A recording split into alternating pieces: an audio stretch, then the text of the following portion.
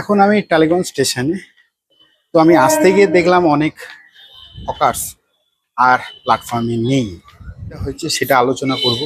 এবং আগে যাদের ফিক্স দোকান ছিল, এখনো আছে যাদের প্ল্যাটফর্মে, আগে তাদের কি অসুবিধা হতো, এই চেঞ্জ আনার ফলে কার সুবিধা কার অসুবিধা হয়েছে, বোথ আই উইল ডিসকাস। এবার ভাবো যে তুমি কোনো দোকান বানালে এবং এই দোকানে খরচা, মানে খরচা ইন দ্য সেন্স যে ভাড়া খরচা প্লাস সেট আপের খরচা প্লাস ট্যাক্সের খরচা বিশাল হিউজ। তার মানে ইনিশিয়ালি স্টার্টিং এর সময় তোমার কি হচ্ছে, খরচাটা অনেক বেশি হচ্ছে when you are doing in a formal way, when you are setting up a shop. তার ফলে কি হয়ে যাচ্ছে, যে সার্ভিসটা দিচ্ছে, যে প্রোডাক্টটা দিচ্ছে, তার ক্ষেত্রে প্রাইসিংটা লিটল বিট হাই হবে। তো এবার ভাবো সাইডে আরো কয়েকটা দোকান লাগানো হচ্ছে, মাইক্রো সাইজ ছোট দোকান, তার কোনো ভাড়া নেই বা তার কোনো ট্যাক্সের পার্ট নেই, ট্রেড লাইসেন্সের গল্প নেই। তো ট্যাক্স ফ্রি ছোট দোকান, মাইক্রো শপ, এবং তার ফলে সে অনেকটা কম দামে বেচতে পারবে।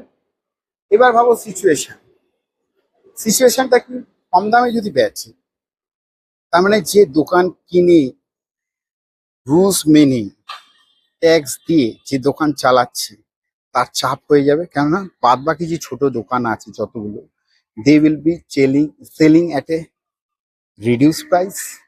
এবার যদি গ্রাফ লক্ষ্য করো, তার মানে মার্কেটে কি হয়ে গেল, আগে একটাই পার্মানেন্ট দোকান ছিল, এখন ছোট ছোট 10-12টা দোকান হয়ে গেছে।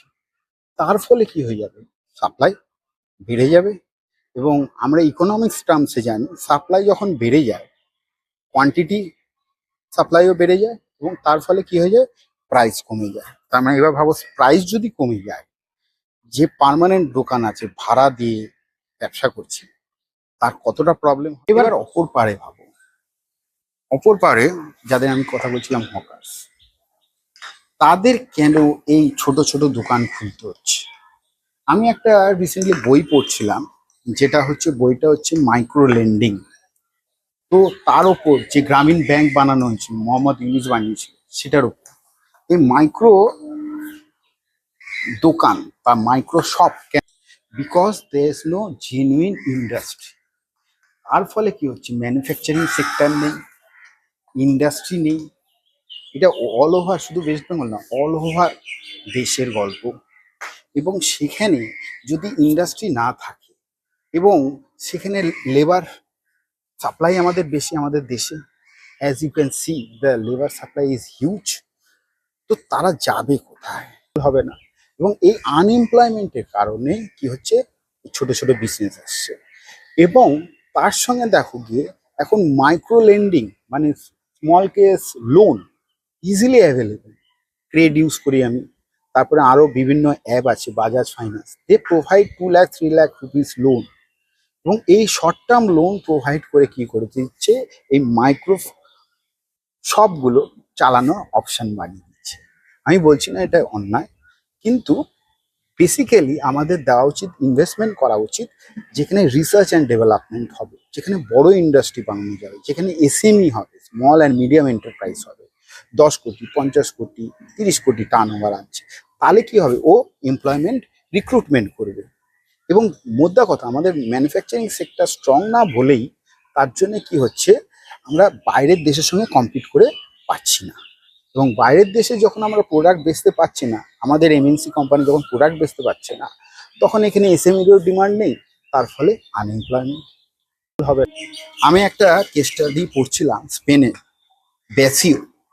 সেখানে 1950-তে কি হয়েছিল, যে ওখানের ক্যাথলিক চার্চ ম্যান ড্র্যাগো বলে একটা কর্পোরেশন বানিয়েছে, কোঅপারেটিভ সোসাইটি বানিয়েছে, যাতে আমাদের যে রেগুলার লাইফ স্পেন্ডিং হয় সেটা লোকেরা পেতে পারে। এবং এই টাকাটা কোথার থেকে আসে, জনসাধারণ, লোকাল রিজিয়ন থেকে আসছে।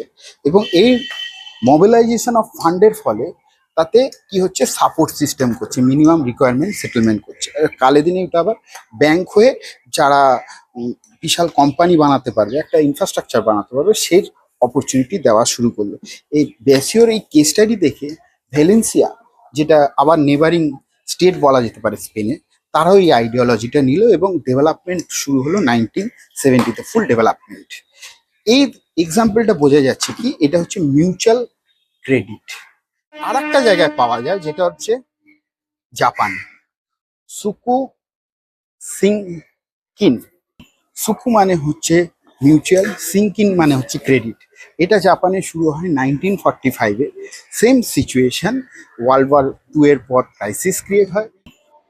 আমাদের দেশে ইমপ্লিমেন্ট করলে বিশাল সুবিধা হয়।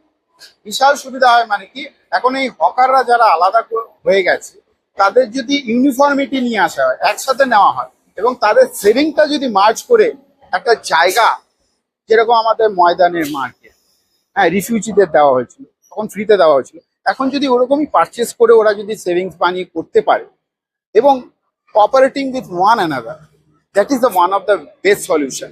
এখানে সেপারেশন ভাবে চলা সম্ভব না এখনকার সিচুয়েশন। তোমাদের কি মনে হয়?